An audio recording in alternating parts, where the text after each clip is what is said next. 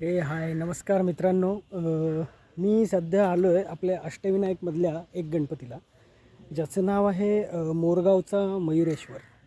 So आपण तुम्हाला एक दाखवायचं होतं. बघा, म्हणजे आपल्या जुन्या काळामध्ये जे मंदिरं होतं त्यामधलं इथे एक मंदिर आहे. तुम्हाला माझ्या मागे मंदिर दिसत असेल.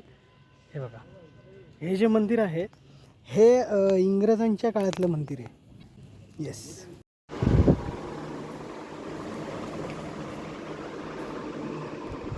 सो मंडळी, आपण आता आहोत मोरेश्वर बाप्पाच्या मंदिरात आतमधल्या बाजूने. आणि आपण इथून आता बघतोय की आतमधून मंदिर कसं आहे. आणि हे जे आपण तुम्ही बघताय ना, हे पूर्णपणे बांधकाम जे आहे ते पूर्ण दगडाचं आहे. आणि हा मंदिराच्या आतमधला भाग आहे. म्हणजे हे मंदिर जे जुन्या काळात बांधकाम झालेलं होतं लाकडाचं, वासे जे म्हणतात, ते पूर्ण प्युअर याचं काम आहे, लाकडाचं ओरिजिनल लाकूड. आणि हे जे आहे पूर्ण दगडाची भिंत आहे. हा आतमधला गाभारा आहे. आणि यामध्ये आल्यावर एवढी पॉझिटिव्ह वाईब आणि एवढं थंड वाटत होतं ना मंडळी. आणि हे जे तुम्ही बघताय बाहेर, बाप रे, एवढं ऊन होतं. आणि एवढ्या उन्हामध्ये एवढे पाय भाजत होते ह्या दगडांवर चालायला.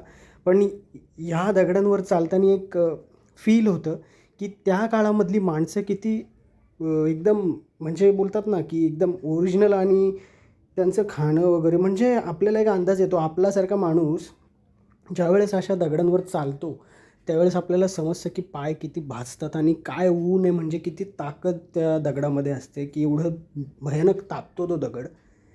आणि हे जे आहे हे मंदिर आहे, त्यांचे गुरु होते हे इकडचे मंदिरातले, म्हणजे भटजी, जुने भटजी होते सुरुवातीचे, खूप आधीचे. आणि इकडनं आपण पुढे आलो तर हे बघा, जुनं दरवाजा वगैरे दिसतो आपल्याला, बऱ्यापैकी जुनं बांधकाम. हा आहे मंदिराच्या समोरून घेतलेला एक पिक्चर मी. आणि हे आपल्याला इथे पूर्ण याच्यामध्ये ह्या घरांपैकी आहे ना मंडळी, बरंचसं जुनं बांधकाम दिसतं आपल्याला. हे जे म्हणजे जी जुनी वास्तू आहे. आणि हे आपले नंदी महाराज बसलेत, ऊन खात आहेत. हे बघा, हे जे जुनं बांधकाम आहे हे अगदी तसंच्या तसंच अजून ठेवलं आहे. भले ते पुढे जाऊन थोडंसं भग्न अवस्थेत झालेलं आहे. हे बघा, थोडं बऱ्यापैकी म्हणजे भग्न अवस्थेत